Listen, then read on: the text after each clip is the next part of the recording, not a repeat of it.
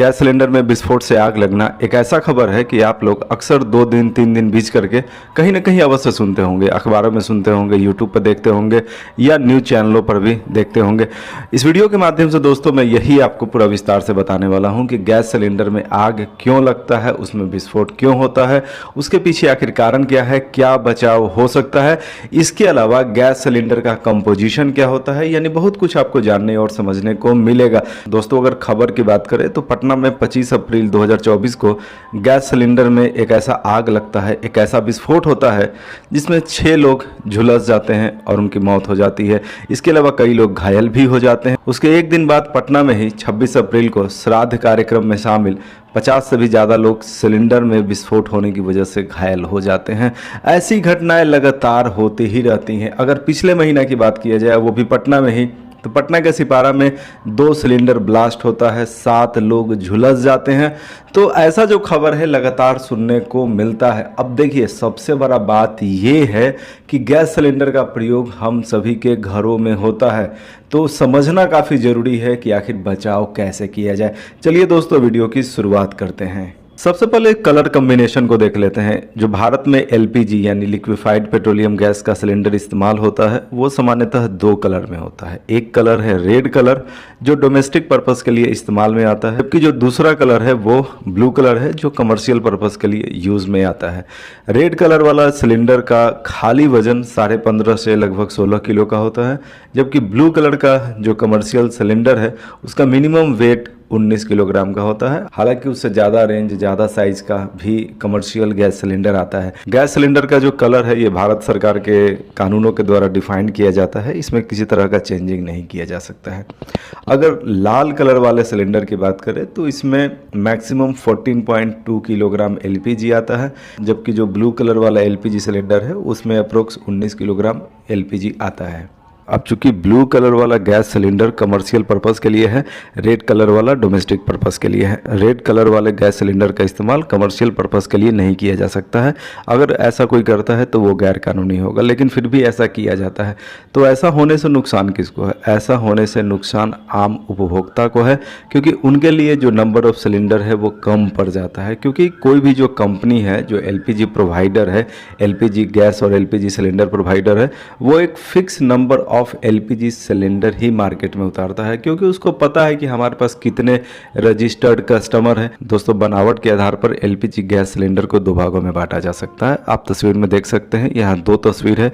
जो पहला तस्वीर है ये 2 पीस गैस सिलेंडर है, इसमें वेल्डिंग बीच में किया गया है। हालांकि ऊपर नीचे साइड में कई जगह वेल्डिंग है, लेकिन एक मेन वेल्डिंग बीच में किया गया है। जबकि जो दूसरा तस्वीर आपको दिख रहा है ये 3 पीस एलपीजी गैस सिलेंडर है, इसमें जो वर्टिकल वेल्डिंग है वो साइड में आपको दिख जाएगा। भारत में जिस गैस सिलेंडर का प्रयोग किया जाता है वो मुख्यतः 2 पीस गैस सिलेंडर ही होता है। दोस्तों जो गैस सिलेंडर है इसमें गैस लिक्विड फॉर्म में रखा जाता है। चूँकि इसमें एलपीजी है यानी कि लिक्विफाइड पेट्रोलियम गैस, यानी जो गैस है वो लिक्विड फॉर्म में है। इसमें कौन सा गैस है? इसमें प्रोपेन और ब्यूटेन का इस्तेमाल किया जाता है। सामान्यतः 60-40 का रेशियो होता है, यानी 60% प्रोपेन और 40% ब्यूटेन। हालांकि ये जो रेशियो है ये चेंज भी हो सकता है। अब जैसे आप इसको एक एग्जांपल से समझिए। मान लिया कि आपके पास इंडियन गैस का कनेक्टिविटी है जो इंडियन ऑयल कॉरपोरेशन कंपनी के द्वारा प्रोवाइड कराया जाता है। अब मान लिया कि जो आईओसी कंपनी है उसके पास प्रोपेन ज़्यादा है, ब्यूटेन काफ़ी कम है किसी टाइम, तो वैसे में जो सिलेंडर वो तैयार करेगा उसमें प्रोपेन का मात्रा को बढ़ा दिया जाएगा, यानी 60% से और ज़्यादा बढ़ा दिया जाएगा। तो ये जो रेशियो है बहुत ज़्यादा फिक्स नहीं है, हाँ, लेकिन मोटे तौर पर 60-40 का रेशियो रहता है, ये कम ज़्यादा हो सकता है। अब चूंकि एलपीजी सिलेंडर में प्रोपेन और ब्यूटेन गैस लिक्विड फॉर्म में होते हैं, तो ये प्राप्त कैसे होते हैं, यानी प्रोपेन और ब्यूटेन कैसे फाइंड होते हैं? प्रोपेन और ब्यूटेन 2 तरीके से फाइंड होते हैं। तो इसके फाइंडिंग का पहला तरीका यह है कि जहां से नेचुरल गैस और क्रूड ऑयल का फाइंडिंग होता है वहीं से प्रोपेन और ब्यूटेन भी कुछ मात्रा में प्राप्त होते हैं। इसके अलावा फ्रैक्शनल डिस्टिलेशन का जो प्रोसेस होता है, यानी क्रूड पेट्रोलियम को रिफाइंड कर अलग अलग पेट्रोल, डीजल आदि बनाया जाता है, तो उस प्रोसेस में बाई प्रोडक्ट के रूप में भी प्रोपेन और ब्यूटेन का प्राप्ति किया जाता है। तो इस तरीके से हमने समझ लिया कि प्रोपेन और ब्यूटेन किस तरीके से फाइंड आउट होते हैं। प्रोपेन और ब्यूटेन जब फाइंड आउट हो जाते हैं तो उनको बड़े बड़े टैंकरों में स्टोर किया जाता है और उसके आगे जो अलग अलग कंपनियां हैं वो अपने डीलरशिप के माध्यम से आम कंज्यूमर तक गैस सिलेंडर के माध्यम से एलपीजी प्रोवाइड कराती हैं। दोस्तों, अगर हमारे देश भारत में बात किया जाए कि एलपीजी गैस सिलेंडर कब आया, तो एलपीजी गैस सिलेंडर पहली बार बर्मा सेल कंपनी के द्वारा 1955 में भारत में इंट्रोड्यूस्ड किया गया। अगर वर्तमान समय में दोस्तों बात किया जाए कि अभी हमारे देश में एलपीजी प्रोवाइडर कौन कौन सी कंपनियां हैं, तो कई सरकारी कंपनियों के साथ साथ प्राइवेट कंपनियां भी इस सेक्टर में हैं। जैसे कि जो इंडेन गैस है वो इंडियन ऑयल कॉरपोरेशन कंपनी का है, जो सरकारी कंपनी है। इसके अलावा भारत गैस, ये भारत पेट्रोलियम कॉरपोरेशन लिमिटेड का है। इसके अलावा एचपी गैस यानी हिंदुस्तान पेट्रोलियम गैस, ये हिंदुस्तान पेट्रोलियम कॉरपोरेशन लिमिटेड का है। तो Indane, Bharat gas, HP gas, ये तीनों सरकारी सेक्टर से संबंधित है। जबकि अगर एलपीजी प्रोवाइडर प्राइवेट कंपनियों की बात करें तो रिलायंस गैस पाइपलाइन लिमिटेड के द्वारा रिलायंस गैस मार्केट में प्रोवाइड कराया जाता है। इसके अलावा एक डच कंपनी है जो भारत में ऑपरेट करती है, उसका नाम है SHU एनर्जी प्राइवेट लिमिटेड, जो टोटल सुपर गैस के नाम से भारत में आम कंज्यूमर को एलपीजी गैस प्रोवाइड कराती है। दोस्तों, आपके मन में ये सवाल भी जरूर होगा कि आखिर एलपीजी सिलेंडर बना किसका होता है और कितना मोटा होता है। तो एलपीजी गैस का जो सिलेंडर है वो कार्बन स्टील का बना हुआ होता है और उसकी मोटाई यानी उसके थिकनेस 3 mm का होता है। आपके मन में दोस्तों ये भी सवाल होगा कि एलपीजी सिलेंडर क्या हमेशा कार्बन स्टील का ही बना हुआ होता है? तो ऐसा कोई ज़रूरी नहीं है। वो डिपेंड करता है कि कौन सा देश है, वो डिपेंड करता है कि कौन सा क्लाइमेट है। आप ये समझिए कि जो गैस सिलेंडर है उसमें लिक्विड भी है, उसमें गैस भी है, हम आगे बात करेंगे। वो करता क्या है, वो सिलेंडर के आंतरिक दीवारों पर प्रेशर लगाता है। गर्मी के दिनों में प्रेशर कुछ और होगा, ठंडे के दिनों में प्रेशर कुछ और होगा।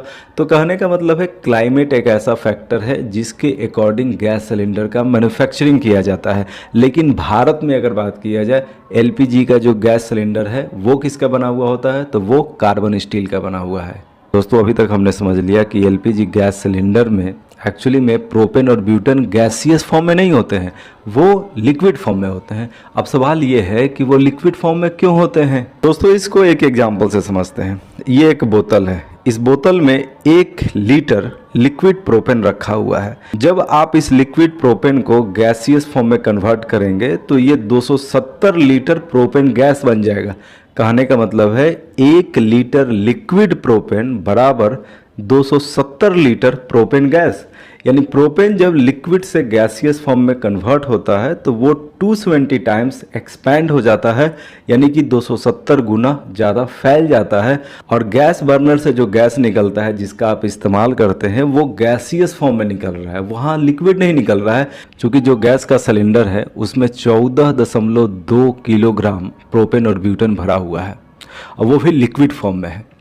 आप ऐसे मोटे तौर पे समझ लें कि अगर आप इसको गैसियस फॉर्म में भर देते तो वो मालूम है कितना स्पेस छेकता? वो स्पेस छेकता 270 टाइम्स।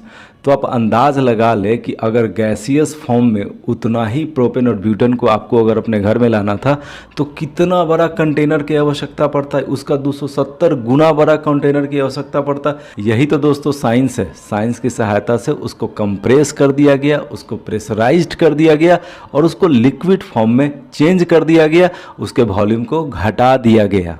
तो आपने समझ लिया कि प्रोपेन 270 गुना एक्सपैंड हो जाता है जब ये लिक्विड से गैस फॉर्म में कन्वर्ट होता है। इसके अलावा अगर ब्यूटेन की बात किया जाए तो ब्यूटेन का ये जो एक्सपेंशन है 233 गुना होता है। दोस्तों, चलिए आगे ये समझते हैं कि आखिर लिक्विफाइड पेट्रोलियम गैस यानी एलपीजी गैस, प्रोपेन और ब्यूटेन किस तरीके से लिक्विड फॉर्म में रहते हैं गैस सिलेंडर के अंदर। उसके पहले आप ये समझिए कि आखिर 1 ATM प्रेशर क्या होता है। 1 ATM प्रेशर वो प्रेशर होता है जो हम लोग आम जनजीवन में महसूस करते हैं, चलते हुए, घूमते हुए, कुछ काम करते हुए। उस समय जो हवा का प्रेशर हमारे ऊपर होता है वो सामान्यतः 1 ATM होता है। अगर दूसरे शब्दों में कहें तो वो प्रेशर 1 बार होता है। इसके अलावा अगर दूसरे यूनिट में बात किया जाए तो वो प्रेशर 1 किलोग्राम पर सेंटीमीटर स्क्वायर का है। अब देखिए यहाँ पर समझे, प्रोपेन का जो बॉइलिंग पॉइंट है वो है -42 डिग्री सेल्सियस और ब्यूटेन का बॉइलिंग पॉइंट है -4 डिग्री सेल्सियस। यानी इतना टेम्परेचर पर वो बॉयल हो जाएगा। इसका मतलब वो लिक्विड से बन जाएगा वेपर, लिक्विड से बन जाएगा गैस।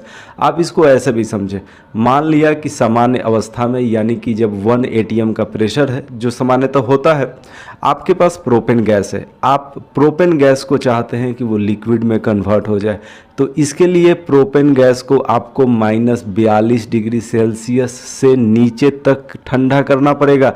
और ब्यूटेन गैस के लिए क्या करना पड़ेगा, यानी ब्यूटेन गैस को लिक्विड फॉर्म में कन्वर्ट करने के लिए -4 डिग्री सेल्सियस से भी नीचे तापमान पर आपको उसे ठंडा करना पड़ेगा। यानी कि सामान्य अवस्था में प्रोपेन -42 डिग्री सेल्सियस से नीचे तापमान पर लिक्विड बन जाता है, जबकि सामान्य अवस्था में यानी 1 atm प्रेशर पर ब्यूटेन -4 डिग्री सेल्सियस से भी नीचे के तापमान पर लिक्विड बन जाता है। इसके अलावा दोस्तों ये प्रोपेन के बॉइलिंग पॉइंट का चार्ट है, आप जरा इसको समझें। यहाँ पर लिखा हुआ है 1 atm -42 degree Celsius, 2 atm -25.6 degree Celsius, 5 atm 1.4 degree Celsius, 10 atm 26.9 degree Celsius और उसके अलावा भी लिखा हुआ है। इसका मतलब क्या है, इसका मतलब यह है कि 1 atm पर यानी कि सामान्य अवस्था में प्रोपेन -42 डिग्री सेल्सियस से कम तापमान पर लिक्विड बनता है, जबकि अगर प्रेशर को बढ़ा दिया जाए, 2 atm कर दिया जाए, तो प्रोपेन -25.6 डिग्री सेल्सियस से नीचे तापमान पर लिक्विड बनता है। अगर प्रेशर को और ज़्यादा बढ़ा दिया जाए, यानी कि एक एग्जाम्पल के तौर पे 5 atm कर दिया जाए, तो उस अवस्था में प्रोपेन 1.4 डिग्री सेल्सियस पर ही लिक्विड बन जाएगा। अगर प्रेशर को और ज़्यादा बढ़ा दिया जाए, जैसे कि 10 atm कर दिया जाए, यानी कि 10 एटमॉस्फेरिक प्रेशर, तो उस अवस्था में 26.9 डिग्री सेल्सियस तापमान पर भी, जो एक सामान्य तापमान होता है, उस तापमान पर भी प्रोपेन लिक्विड बन जाएगा। ये जो चार्ट मैंने आपको बताया, चलिए इसका यूज़ को भी समझ लेते हैं। चूँकि सिलेंडर में क्या भरा हुआ है, लिक्विफाइड पेट्रोलियम गैस, और वो जो लिक्विफाइड पेट्रोलियम गैस है यानी कि जो प्रोपेन और ब्यूटेन है, काफ़ी ज़्यादा कंप्रेस्ड है, यानी कि हाई प्रेशर पर है। कितना प्रेशर सामान्यतः रहता है, तो 2.1 से 8.5 atm, यानी जो सामान्य प्रेशर होता है वह एटमॉस्फेरिक प्रेशर, उसके तुलना में 2 गुना से लेकर के 8 गुना तक ज़्यादा प्रेशर गैस सिलेंडर के अंदर रखा जाता है। दोस्तों अब देखिए, अगर सामान्य अवस्था रहता यानी सामान्य एटमॉस्फेरिक प्रेशर रहता तो प्रोपेन -42 डिग्री सेल्सियस पर लिक्विड बनता, लेकिन जैसे ही प्रेशर बढ़ा दिया जाता, चूंकि एलपीजी सिलेंडर में प्रेशर ज़्यादा ही रहता है, तो उस अवस्था में क्या होगा, वो और ज़्यादा तापमान पर लिक्विड में कन्वर्ट हो जाता है। और चूंकि जो प्रेशर है 2.1 से लेकर के अप्रोक्स 8.5 atm या किलोग्राम पर सेंटीमीटर स्क्वायर का रहता है एलपीजी सिलेंडर के अंदर। दोस्तों आपके मन में ये भी सवाल हो सकता है कि सर एग्जैक्टली बताइए कितना प्रेशर होता है। तो देखिए, एग्जैक्टली कोई प्रेशर फिक्स नहीं है, क्योंकि जो अलग अलग कंपनियां एलपीजी प्रोवाइड कराती हैं उसमें प्रोपेन और ब्यूटेन का जो रेशियो है वो अलग अलग होता है। इसके अलावा एलपीजी गैस सिलेंडर के अंदर का प्रेशर इस बात पर भी डिपेंड करता है कि बाहर का तापमान क्या है। तो कई सारे ऐसे फैक्टर हैं कि ये जो प्रेशर है अंदर का वो फिक्स नहीं है, वो वैरी करते रहता है। इसके अलावा एक और जानकारी आपके पास होना चाहिए कि जो नया सील्ड गैस सिलेंडर है यानी कि न्यू एलपीजी सिलेंडर है, जो सील्ड है उसमें 85% ही लिक्विड होता है, बाकी वो वेपर उसमें भरा हुआ रहता है। यानी नीचे में लिक्विड है, यानी जो कुल स्पेस है नीचे से ऊपर तक 85% लिक्विड है, और ऊपर में जो 15% स्पेस है उसमें वेपर भरा हुआ रहता है। इसके अलावा अगर टेस्ट प्रेशर की बात करें तो वो है 25 किलोग्राम पर सेंटीमीटर स्क्वायर, यानी कि सामान्य जो एटीएम प्रेशर है, चूँकि 1 atm का प्रेशर होता है, तो उसके तुलना में 25 गुना ज़्यादा प्रेशर पर टेस्टिंग किया जाता है। हालांकि जो अंदर का प्रेशर होता है वो कितना होता है, 2.1 से 8.5 किलोग्राम पर सेंटीमीटर स्क्वायर। तो जितना अंदर में प्रेशर होता है उससे लगभग 3 गुना 4 गुना 5 गुना ज़्यादा प्रेशर पर उसका टेस्टिंग किया जाता है कि ताकि कोई भी प्रॉब्लम इन फ्यूचर उसमें ना हो। तो इसके बाद बात करते हैं बर्स्ट प्रेशर का, यानी अंदर का प्रेशर कितना होने पर गैस सिलेंडर में ब्लास्ट हो सकता है। तो वो जो प्रेशर है उसका रेंज होता है 85 से 90 किलोग्राम पर सेंटीमीटर स्क्वायर। दोस्तों चलिए इसके बाद ये बात करते हैं कि गैस सिलेंडर आखिर ब्लास्ट कब हो सकता है, क्या कंडीशन है। तो देखिए, गैस सिलेंडर का ब्लास्ट होने के लिए ट्राई कॉम्बिनेशन होना ज़रूरी है। ट्राई कॉम्बिनेशन क्या है, फ्लेम, फ्यूल और ऑक्सीजन। इसका मतलब ये हुआ कि जब गैस सिलेंडर में रिसाव होता है, वो रिसाव कहीं से हो सकता है, चाहे वो रिसाव पाइप से हो सकता है, बर्नर से हो सकता है, या फिर नोजल से हो सकता है, वाल्व से हो सकता है, कहीं से रिसाव हो सकता है। मान लिया कि रिसाव हो रहा है और कहीं से वहाँ फ्लेम मिल गया। फ्लेम कहने का मतलब वो जो रिसा हुआ गैस है वो आग के संपर्क में आ गया, तो वो जो आग है धीरे धीरे फैलना शुरू हो जाएगा, और वो आग अगर सिलेंडर के अंदर चला जाता है तो उस अवस्था में क्या है, सिलेंडर में जो लिक्विड है वो जलना स्टार्ट कर देता है, और वो जो लिक्विड है वो गैसियस फॉर्म में कन्वर्ट होना शुरू कर देता है, क्योंकि अंदर का टेम्परेचर गैसों के जलने की वजह से बढ़ना शुरू हो जाता है।